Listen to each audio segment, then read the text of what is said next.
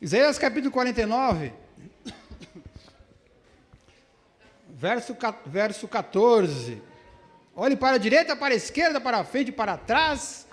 Veja se é uma mãe ou um papai sem a Bíblia. Então vamos compartilhar o texto sagrado aí, ó. Quem está do seu lado, Isaías capítulo 49, versículo 14. O texto diz assim: todos acharam ou não? Todos acharam? Quem achou, diga amém. Acho que achamos. Isaías 49, verso 14. O texto começa com a expressão Sião. Sião, para quem não sabe, é uma das expressões com que Deus fala se referindo ao povo de Israel, ao povo de Deus, ao povo judeu.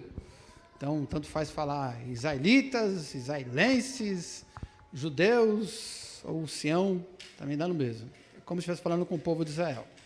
Então, ele diz assim: Sião, porém, disse. Deus está dizendo que o povo estava dizendo alguma coisa. O que é que o povo estava dizendo? O povo dizia assim, abre aspas para o povo: o Senhor me abandonou, quer dizer, Deus me abandonou. O Senhor me desamparou. Diga comigo, desamparou. Verso 15. Aí Deus faz uma pergunta retórica. Aquela pergunta que já tem resposta, a gente já sabe qual é. Será que uma mãe pode esquecer do seu bebê que ainda mama? Será que uma mãe pode se esquecer do seu bebê que ainda mama e não ter compaixão do filho que gerou? Será que uma mãe pode se esquecer do seu bebê que ainda mama e não ter compaixão do filho que gerou? A resposta é? Qual é a resposta à pergunta? Uma mãe, ela se esquece do bebê? Ela abandona o meu filho que gerou? De jeito maneira, né? De jeito maneira. Não sei se você já teve a tristeza de ter um parente seu próximo preso. Eu tive um irmão preso na antiga casa de detenção, né?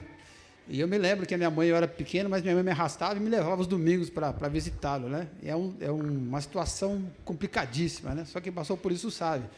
E vou ser sincero, para fazer aquilo lá toda semana, durante muito tempo, só coração de mãe. Então, será que uma mãe pode se esquecer do seu bebê que ainda mama e não ter compaixão dele? Claro que não. Aí Deus diz assim: embora ela possa se esquecer, ou mesmo que ela se esquecesse, Deus diz o seguinte: eu jamais me esquecerei de você. Diga graças a Deus. Vamos orar mais uma vez. Pai querido, abre o nosso entendimento e o nosso coração para a palavra. Traz cativo o nosso pensamento, tranquiliza o nosso corpo, nos dá graça nesta hora para a gente poder receber a tua mensagem. Em nome do Senhor Jesus.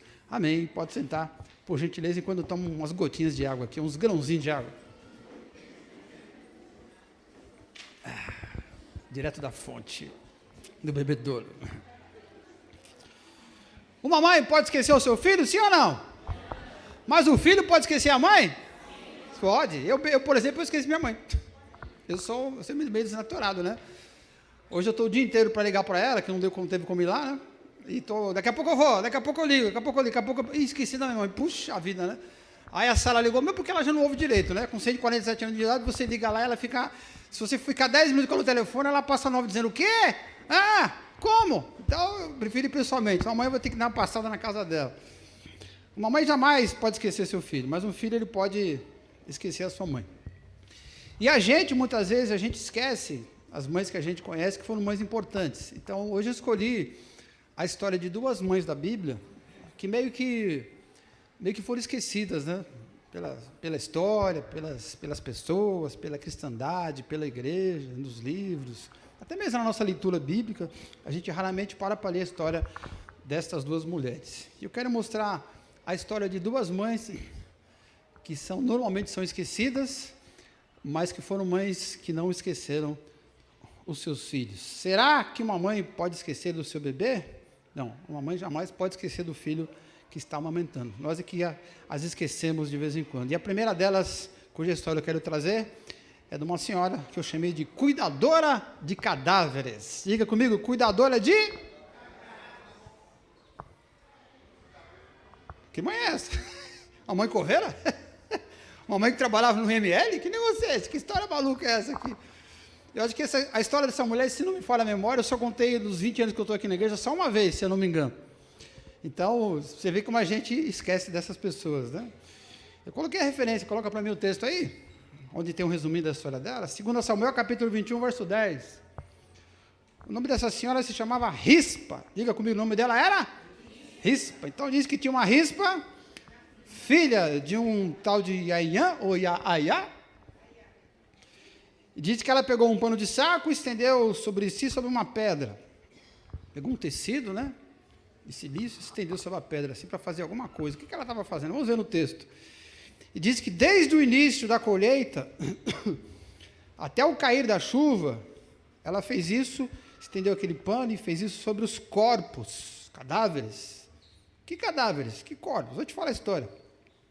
E diz que ela não deixou que as aves de rapina, quer dizer, os urubus, né, os bichos que comem carniça, né, as hienas, não deixou que os bichos rasteiros e as aves de rapina, né, comessem os cadáveres. Ela não deixou que as aves de rapina tocassem de dia e nem que os animais selvagens, as hienas, por exemplo, tocassem de noite. Quem de vocês conhece essa história? Deixa eu ver. Olha, tá vendo como esquecemos mesmo? Nem se lembramos dela, né? A gente nem sabe a história dela. Houve um tempo, na época do rei Davi, em que houve uma grande fome, de mais ou menos 3 anos. E aí depois foi revelado para o rei que aquela fome, durante 3 anos que o povo estava passando, ela tinha uma causa espiritual. Sabe que às vezes alguma coisa que acontece com você, a causa é humana. Você provoca aquilo, outra pessoa provoca aquilo, mas às vezes a causa não é só humana, a causa é espiritual. Então o povo estava com fome, não chovia, e descobriram que a causa era espiritual. E qual era a causa? Há muito tempo atrás, Deus tinha feito um acordo com o povo de Israel sobre um outro povo, um povo chamado os Gibeonitas. E o acordo era o seguinte: o povo de Israel jurou de pé junto diante de Deus. Naquele tempo, quando alguém jurava, o que jurou tinha que pagar, não tinha conversa, né? O povo de Israel jurou para Deus de mão levantada, dizendo assim, que a maldição: nós prometemos que nós não vamos matar, não vamos fazer mal para os Gibeonitas. Prometeram diante de Deus. E assim foi durante muito tempo. Só que quando se iniciou a monarquia, quando começou a história dos reis de Israel, o primeiro deles foi o rei Saul. Isso você se lembra, né? E o rei Saul, ele fez muita coisa errada.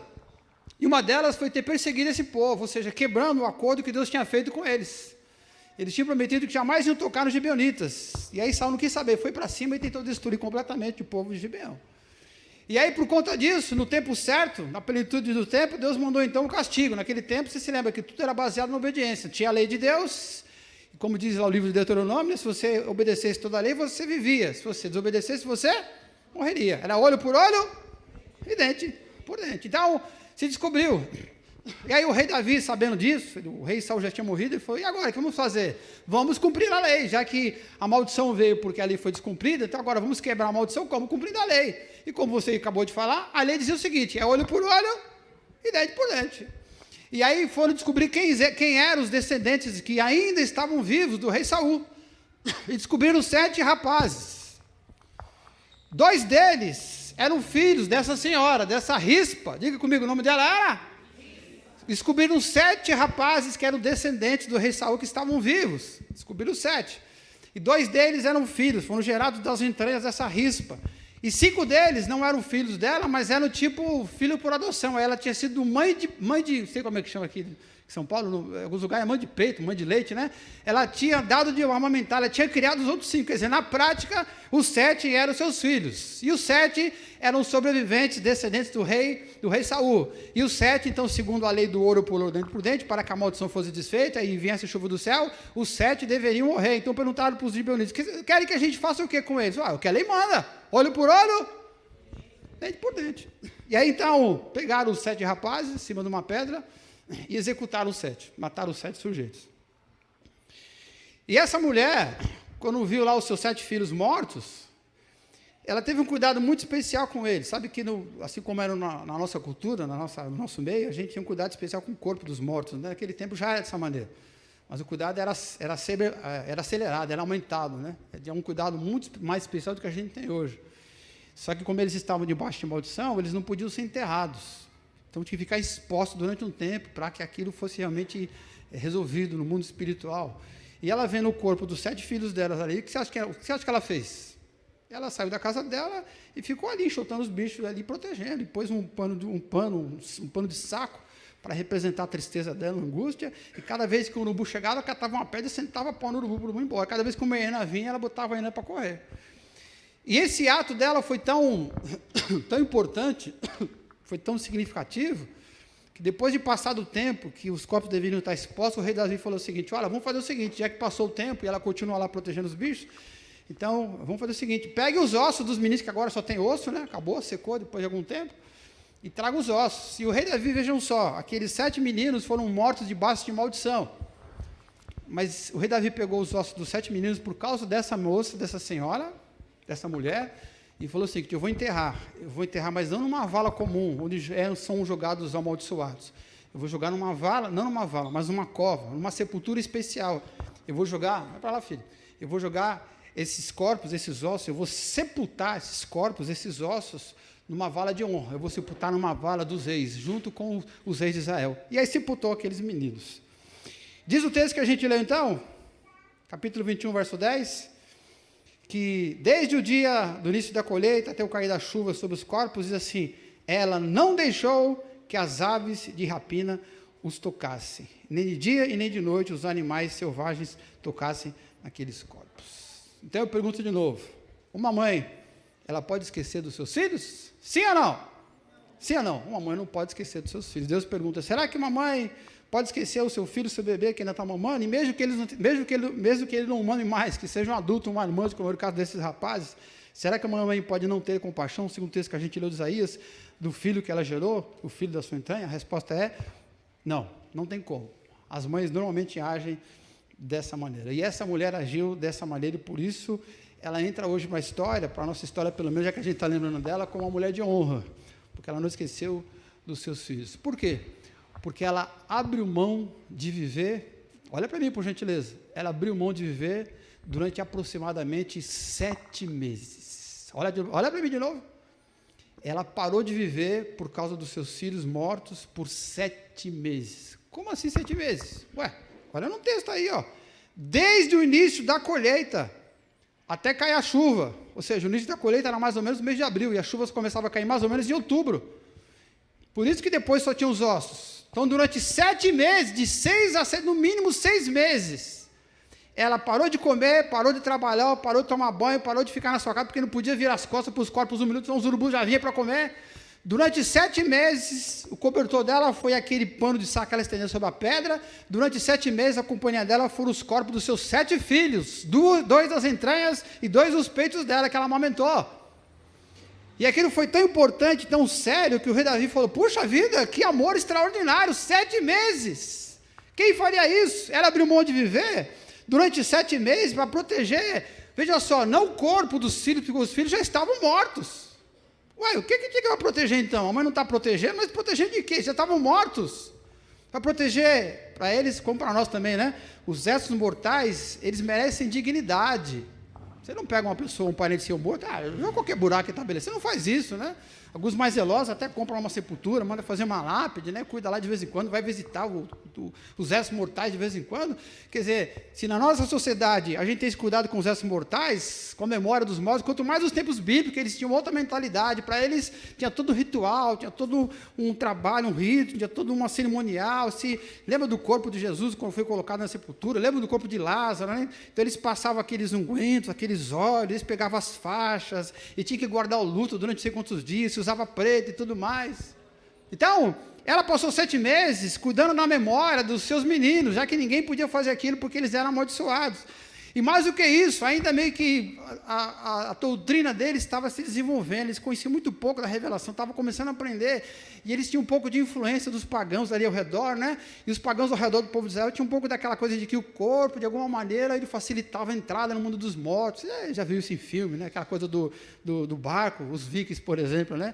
O viking morre lá, você bota o viking no barco, lá você põe um monte de coisa e solta o barquinho, depois mete a flecha com fogo, porque ele vai levar a moeda na mão dele ou na testa do viking para ele poder pagar lá para o porteiro, para entrar no mundo espiritual, vamos dizer assim. E o povo de Israel estava um pouco contaminado com essas maluquices todas, então meio que ela olhando para aquilo, ela pensava assim: puxa vida, alguma coisa tem que ser feita pelos meus filhos, senão eu acho que não vai entrar no mundo dos mortos. Ela está só cansada, tá? Não se assuste não. Por causa do calor também. Aí pegando emprestado a poltrona do Cristiano, esse dia eu quase peguei essa poltrona para usar também, que é bem macia, né? Isso, muito bom. Depois eu vou sentar também, que eu estou cansado, né? Então, olha para mim por gentileza aqui. A preocupação daquela mulher, então, era guardar o que restava dos filhos, a sua memória, e quem sabe até a sua própria salvação. Quer dizer, mesmo os moleques mortos, ela não desistiu dos meninos. Por quê? Como disse Deus, uma mãe pode esquecer dos seus filhos, sim ou não? Não, então ela não esqueceu dos filhos, e durante 7 meses ficou ali cuidando dos seus meninos, mesmo que fossem só cadáveres. Olha que amor extraordinário. Vou repetir a pergunta. Uma mãe, ela pode esquecer do seu filho que ainda está amamentando, sim ou não? Ela pode deixar de amar o filho que ela botou no mundo, sim ou não? Sim ou não? Sim. Hã? Sim. Sim. Sim. Está temendo comigo, rapaz? Lógico que sim. Mas você acabou de ler dizendo que não. Você não falou que a pergunta é retórica? Pode, por acaso, uma mãe esquecer? Você não falou que a resposta era não? Foi, normalmente é não. Mas às vezes é sim. Quando eu morava em São Paulo, tinha uma vizinha minha lá, e ela já tinha uma menina. Ela devia ter uns, 15, 16 anos de idade, uma grandinha já, né? Ela tinha uma filha, depois ela arrumou uma outra filha, e ela não tinha marido, né? O irmão era drogado, a mãe era bem velhinha, né?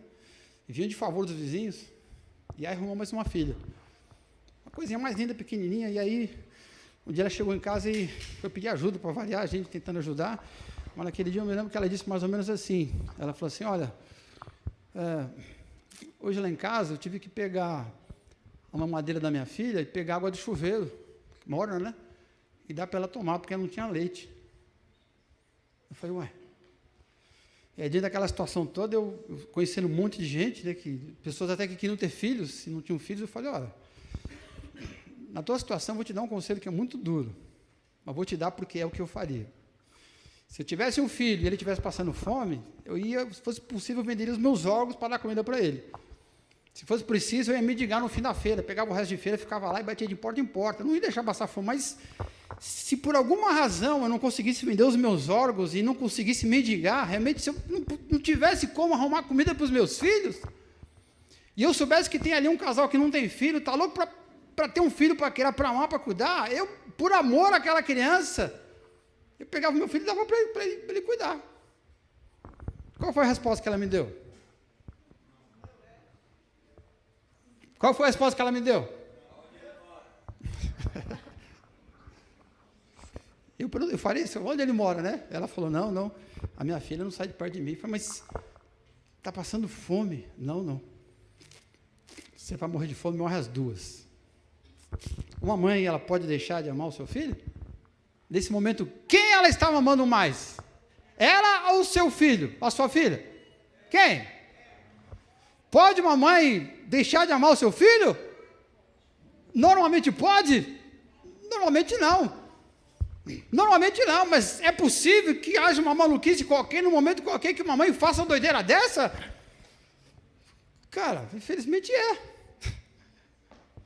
Sião diz, o Senhor me abandonou, o Senhor me desamparou. Será que uma mãe que tem um filho pequeno, ela pode se esquecer do filho que ela gerou? Embora ela não se esqueça, ainda que ela possa se esquecer, Deus levanta a possibilidade, ainda que ela se esqueça, eu sei que é muito difícil, é praticamente quase impossível, mas tem a possibilidade. E essa mulher um dia, por uma certa circunstância, será que aconteceu com ela?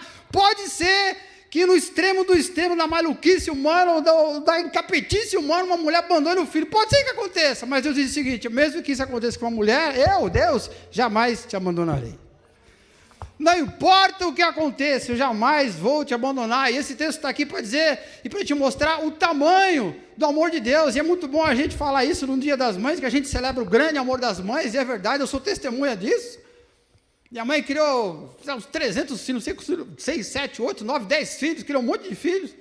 Já perdeu uns 2 ou 3, e eu vi ela chorando por cada um deles, e até hoje o mais velho, que já morreu também, né?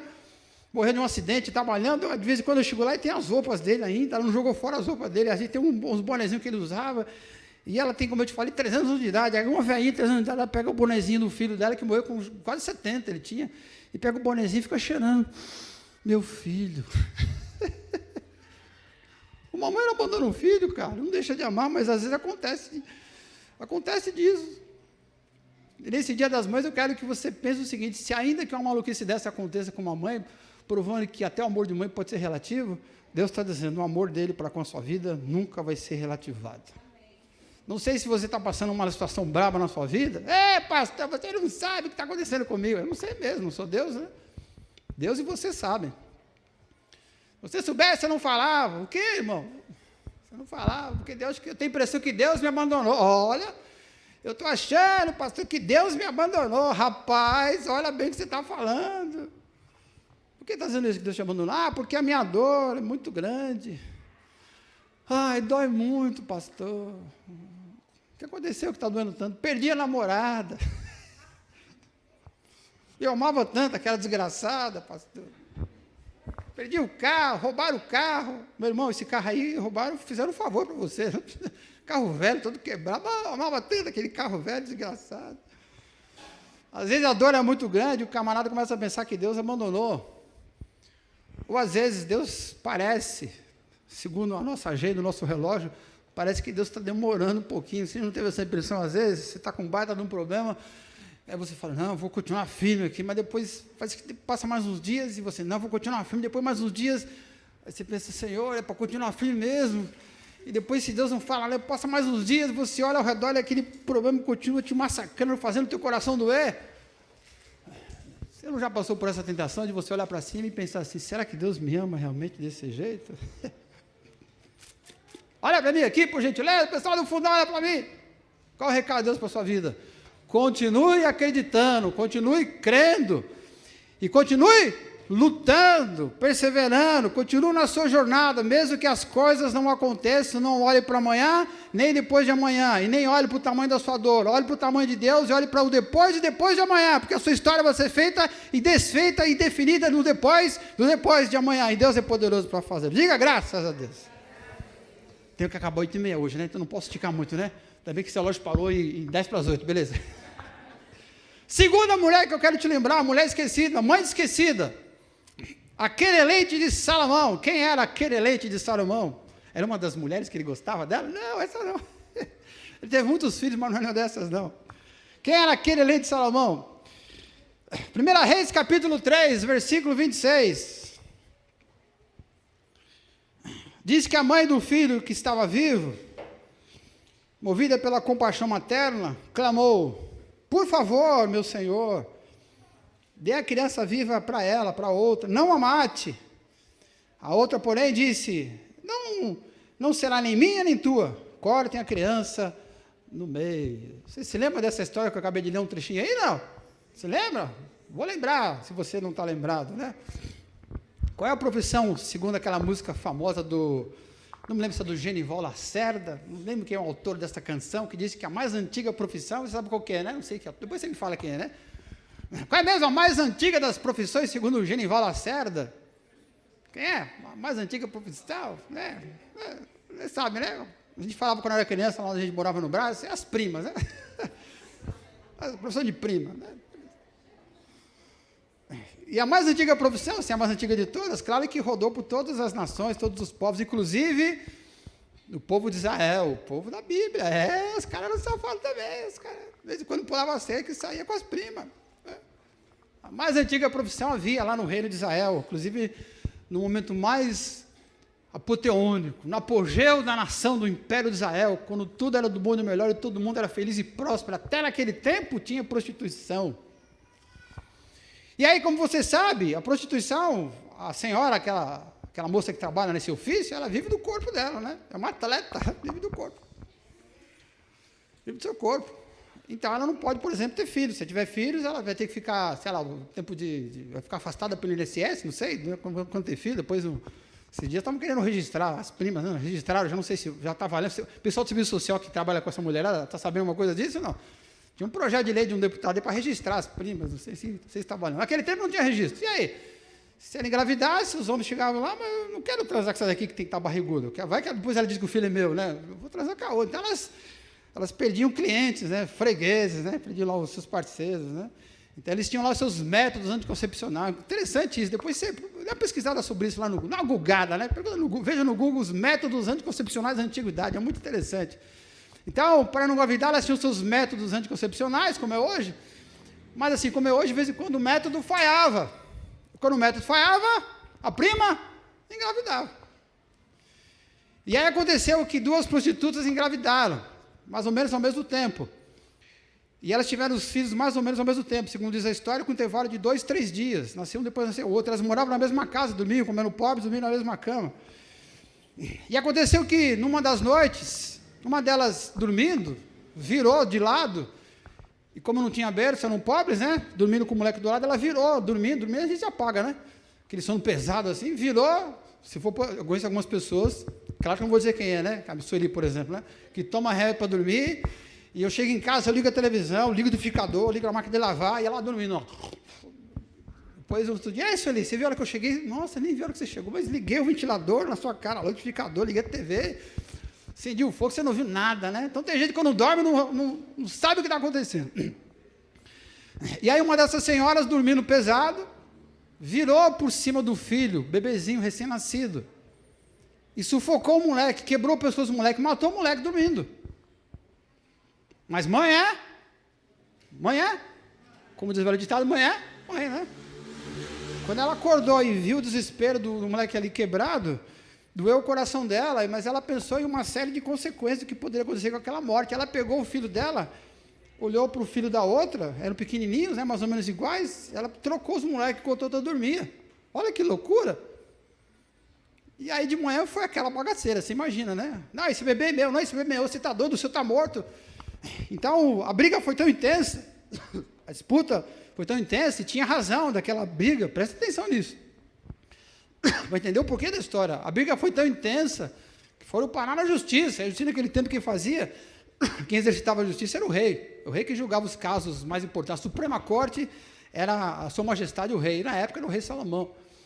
E chegou na justiça porque elas não entraram no acordo, porque as implicações eram muito grandes. A lei, por exemplo, dizia que se você matasse alguém, até mesmo sem querer, você tinha que arcar com as responsabilidades, estava na lei. Como eu te falei, a lei era olho por olho. Então, quando uma delas viu o bebê morto, foi agora, talvez você já tenha morta, né? Além disso, havia, vamos dizer assim, os prejuízos financeiros. Como assim prejuízos financeiros? Venhamos e convenhamos, somos adultos aqui, né? Eram prostitutas. E viviam numa época em que as pessoas não tinham o valor que tem hoje, não havia direitos humanos, não havia direito de mulheres. E as mulheres eram para a sociedade machista do Velho Testamento, e do Novo Testamento, inclusive, as mulheres eram como escravas, não tinham direito a nada, como se fosse um objeto. E se essa mulher tivesse uma condição social pior ainda, como no caso, se ela fosse prostituta, então já não era uma pessoa ou uma coisa de segunda categoria, era uma coisa de terceira categoria. Então, quando elas passavam pela miséria, pelo sofrimento, pela dor, pela fome, quando elas tinham um filho, bom, agora que já teve um filho, fazer o quê? Não posso mais usar o meu corpo, pelo menos durante um tempo, então eu vou usar o menino como elas fazem hoje, para pedir esmola. As crianças trabalhavam para pedir esmola, trabalhavam para ajudar, às vezes, no serviço de casa, aquela coisa desde pequenininho, fazendo serviço pesado. Então, talvez uma delas pense, puxa vida, esse moleque aqui fez eu perder já 6 meses de trabalho. Durante 3 meses eu escondi a barriga dos clientes, depois não deu para esconder mais. Agora ele vai, mas eu pensei assim, depois, mais tarde, eu vou recompensar o prejuízo, né? Ele vai pedir esmola na rua, ele vai fazer alguma coisa, mas agora ele morreu, eu vou perder 6 meses de trabalho. E se aquele moleque crescesse, se ele vingasse, apesar das circunstâncias ruins, da fome, da miséria, da doença, se ele vingasse, e você sabe que no Velho Testamento, quando alguém tinha uma dívida e não pagasse a dívida, a pessoa tinha os seus bens confiscados. E lembra que eu te falei isso? E se os bens não fossem suficientes para pagar a dívida, o que acontecia? Se pegava os filhos e levava como escravos. Então ela podia ter pensado assim, bom, se ele vingasse, se ele não morrer por causa da doença, da fome, da miséria, e ficar grande, e eu tiver endividado, um dia eu posso pegar ele e usar como moeda de troca. E na melhor das hipóteses, esse bebê aqui que eu não queria ter tido, já que o método falhou e atrapalhou todo o meu negócio, todo o meu trabalho, vai chegar uma hora que eu vou perder a graça, vou ficar velha, né? Então quem vai me sustentar? Como ele é meu filho, e a lei vale para todo mundo, inclusive para ele está obrigado a me sustentar na minha velhice. Mas agora o moleque morreu. Ah, não. Aqui, não pensou 2 vezes, jogou do lado da outra e pegou o vivo da outra e trouxe para ela. Então, quando chegaram no tribunal, tinha muita coisa em jogo, está entendendo? Sim ou não? Muita coisa em jogo. E aí Salomão teve a sua primeira prova de fogo, ele era um rei recém-empossado, vamos dizer assim, E ele tinha pedido uma coisa a Deus. Deus falou, pede o que você quiser. Ele falou, se eu quero sabedoria, mais nada. Aí Deus falou, já que você quer sabedoria, eu vou te dar sabedoria e muito mais, né? Deus encheu Salomão de sabedoria. Foi o sujeito que mais teve sabedoria em toda a história da humanidade. E aí não tinha como fazer um teste de DNA, porque não havia sido inventado ainda, não tinha como fazer um teste de sangue. Como é que ele ia saber quem era filho de quem? Aí ele chama um soldado e fala, soldado, vem cá! O soldado vem, pois não, majestade. E o bebê assim, na mesa, em frente dele.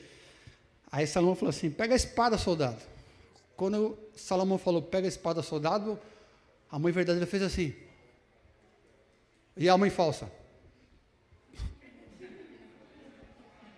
Aí Salomão falou assim, soldado, levanta a espada e corta o moleque no meio, dá um pedaço para cada um. Aí estamos resolvidos. É 50-50.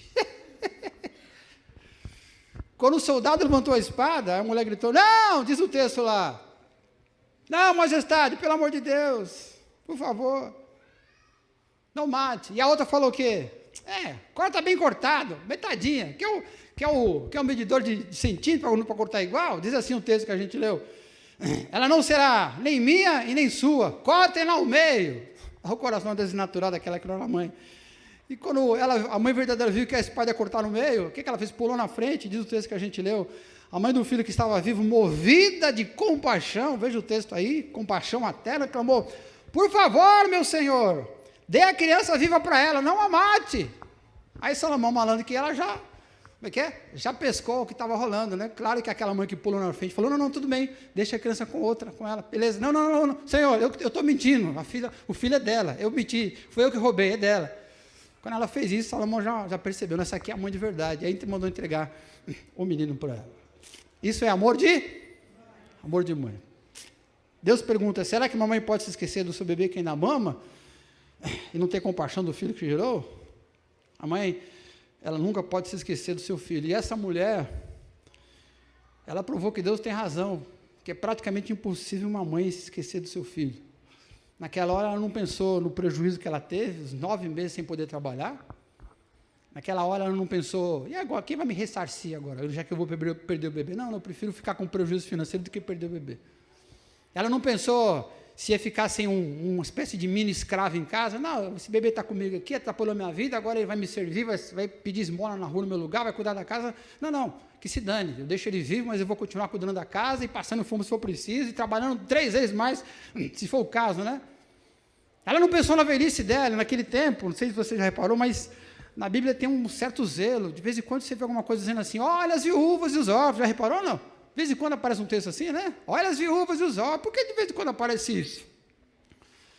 Porque naquele tempo tinha muita viúva e muito órfão, como eu te falei, não tinha aposentadoria, não tinha INSS, não tinha aposentadoria privada, não tinha nada. Se a mulher fosse velha, tivesse família que sustentasse, ela comia. Mas se ela vivesse muitos anos e todos morressem, ela passava fome, não tinha aposentadoria, o vira e mexe, as suas terras eram roubadas, mesmo se ela tivesse terra, não poderia cultivar terra como? Já velhinha, idosa. Mas nesse momento ela não pensou em absolutamente nada disso, ela só pensou no seu filho, o filho que ela tanto amava, o filho do seu coração.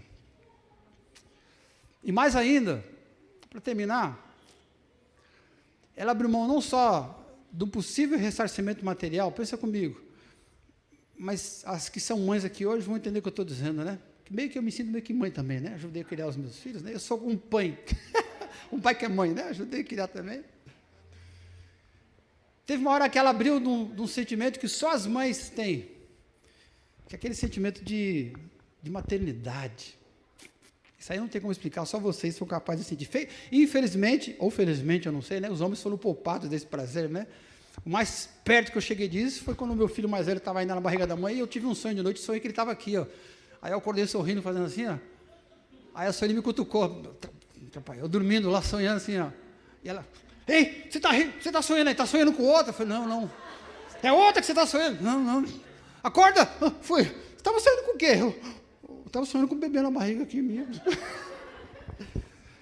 O mais perto que um homem pode chegar dessa sensação de maternidade é sonhar com o bebê na barriga dele, mas é o mais perto. Mas essa mãe, ela gerou o moleque durante 9 meses, ela vomitou as tripas por causa dos enjoos, ela teve dor na bexiga, ela tinha que ir no banheiro a cada 5 segundos, né, quando o bebê estava bem pesadão, passou mal, teve pressão baixa, coisa que só as grávidas sabem, né? E ela abriu mão de todos os benefícios materiais que ela podia ter com aquele filho e abriu mão de uma coisa muito maior ainda, que era o prazer de criar o seu filho. E a tristeza de ver o seu filho criado por outra, que não era ela. Mas para que a criança vivesse, porque ela achou que o guarda ia matar, ela falou, não, tudo bem, eu abro mão de tudo isso. Já reparou na Bíblia, como Deus faz questão de vez em quando de fazer milagre, como tem mulher que não pode ter filho, já reparou? As mais famosas, né? Ana, sempre disputada com Penina pelo marido, né? Deus vai lá, através do profeta Samuel, e faz um milagre, né? Aliás, dela sai o profeta Samuel, mas Deus faz um milagre, lembra? Que ela sofreu um bocado na mão da rival dela. Tem a própria Sara, que já tinha 100 anos de idade, e não podia ter filho, Deus vai e dá um filho para ela. Tem Isabel, lembra da Isabel, que também podia ter filho? Quer dizer, de vez em quando, você vê as coisas sobrenaturais acontecendo, e você vê milagres de gente que não podia ter filho acontecendo. Por que Deus se dá o trabalho de fazer milagres no corpo de mulheres que não podem ter filho? Por quê? Se ela estivesse morrendo, eu entendia, estava morrendo, Deus curou. Mas se não tiver filho, não vai morrer. Então por que Deus faz um milagre? Porque ser mãe é um troço muito importante, é fundamental para alguém que sonha ser mãe. Por isso que aquele salmo famoso, quando diz assim, quem é como o nosso Deus? E pega o sujeito miserável que está sentado sobre o monturo, tira ele do monte lá de lixo e coloca ele assentado com os príncipes do povo. Quem é como o nosso Deus que pega a mulher estéril e faz ela se tornar uma alegre mãe de família? Por que o Salmo diz isso? Porque o nosso Deus é extraordinário, Ele ama as pessoas, Ele gosta das pessoas, quer ver as pessoas felizes, por isso que a maternidade é tão importante. E naquele dia do julgamento, aquela mulher estava abrindo mão de tudo isso, por quê? Porque ela amava profundamente o seu filho. Uma mãe pode abandonar o seu filho, sim ou não? Agora eu não sei mais o que eu responder, né? Normalmente, na maioria das vezes, uma mãe pode abandonar os seus filhos? Sim ou não? Sim ou não? Normalmente não. Mas pode ser que de vez em quando ela abandone. Uma das cenas mais terríveis que eu já vi de abandono de filho, de desamor para com o filho, foi quando eu vi uma mulher flagrada vendendo a própria filha para se tornar uma prostituta. Que idade tinha a filha? Era uma adulta de 20 anos? Não, era uma menina de 9. Uma mulher, para entrar na prostituição, ela pensa 1 trilhão de vezes. Ela estuda todas as possibilidades e, normalmente, né, tem umas exceções psicológicas que não posso entrar no mérito agora, mas, normalmente, como é só por questão da circunstância, a mulher olha para aquilo tudo e ela fala, não tem jeito, eu vou ter que cair nessa vida, é um pesadelo, por isso que a maioria delas sofre transtornos variados, porque ela não consegue lidar com aquilo, que é uma agressão violenta, não só física, mas emocional. E isso, para ela entrar na prostituição, mas para uma mãe que gerou uma criança, que amamentou, que botou no mundo, que cuidou, que ama, um dia pegar uma filha e falar assim, eu vou ficar aqui em casa, assistindo televisão, e você vai lá para o prostíbulo, e vai ganhar um dinheiro, aquele moço vai vir aqui te buscar, foi o caso que eu vi, né? Aquele moço vai vir aqui te buscar, ele vai dar um baita do dinheiro para a gente, vai dar R$50 para a gente. E aí você vai com ele lá, se ele quiser mexer com você, você deixa, tá? Porque agora é assim que vai ser. Bom, mãe chegar nesse ponto, será que essa mãe ainda ama esse filho? Sim ou não? Então Deus pergunta, será que uma mãe pode abandonar o seu filho? Pode! Mas Deus fala o quê? Embora que ela abandone o seu filho, eu quero te falar o seguinte, eu jamais te abandonarei. Uma mulher pode abandonar o seu filho? Cara, é muito difícil, cara. Acabei de entender que é praticamente impossível, mas não é completamente impossível. São raríssimas condições, e as condições têm que ser muito extremas, é alguma coisa muito doida, muito perniciosa, muito diabólica, tem que acontecer no coração, na mente de uma mulher, para ela abandonar o seu filho. Mas ela pode fazer isso. E por que é tão difícil uma mãe fazer isso? Porque o amor de mãe é uma coisa assim, absurda, que não tem tamanho, que não tem peso. Me lembro que minha mãe quase foi presa, na época que meu irmão estava preso, e eu vi ela fazendo a gambiarra, ela pegou um dinheiro, não pode entrar com o dinheiro na cadeia, sabe, não sei como é que hoje, na época eu não podia, né? E eu me lembro até hoje, ela levantando a sola do pé e pedindo para um dos meus irmãos, faça um curativo aqui, mete o dinheiro aqui embaixo, escondeu o dinheiro, uma velhinha, naquele tempo eu já tinha 100 anos, né?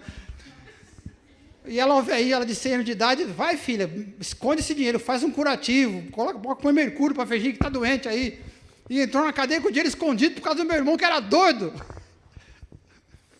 Tem alguma coisa maior que o amor de mãe? No dia que ele morreu e o caixão lá, deitado do lado do meu irmão que tinha morrido, morreu com uma facada no pescoço, lá no baixo do viaduto lá do Lago da Concórdia. Ficou, nos últimos dias, era doido, vivia pela rua. A gente desapareceu 1 trilhão de vezes, voltou para casa 1 trilhão de vezes.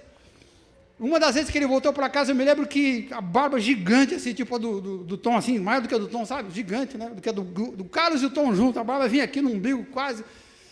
Ele entrou em casa, cara, aquele fedor dos infernos, o cara 6 meses sem tomar banho, fedendo, cheio de piolho, cheio de doença venérea.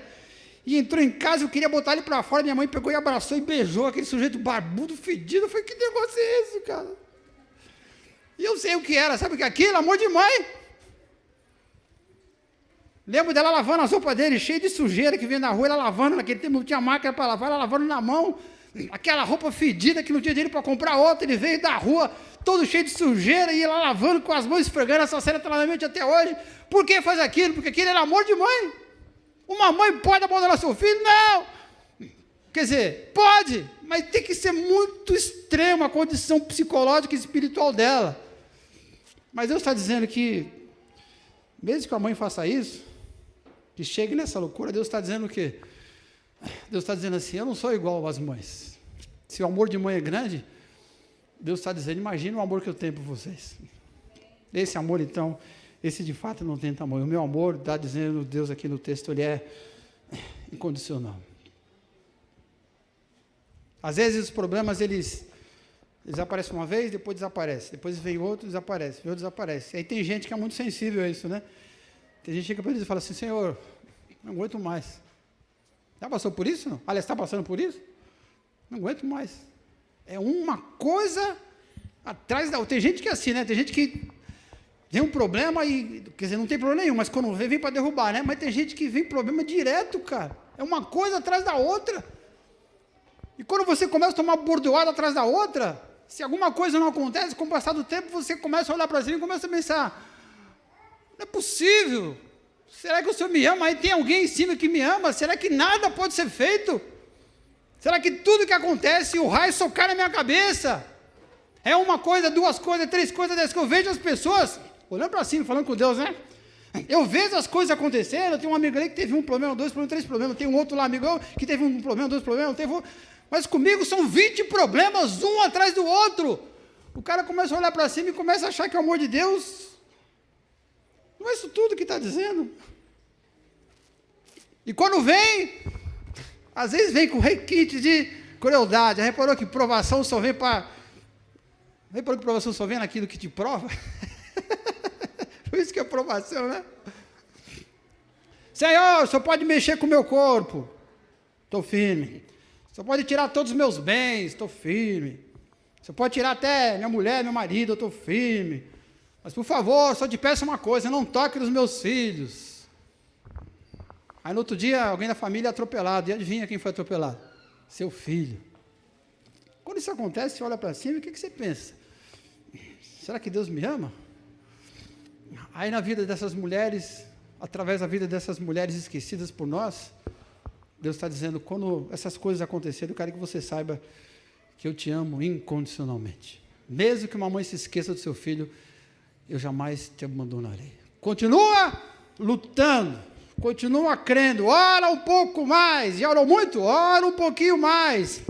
Já jejuou muito? Jejua um pouquinho mais. Já esperou muito? Espera um pouquinho mais.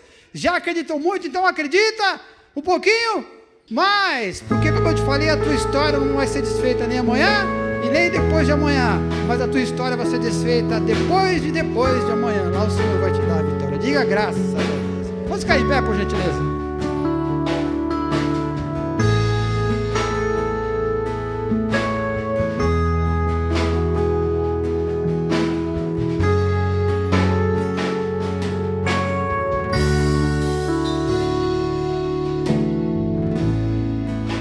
O universo chora, o sol se apagou. Ali estava morto o Salvador, seu corpo lá na cruz, seu sangue derramou, o peso do pecado ele levou. levou.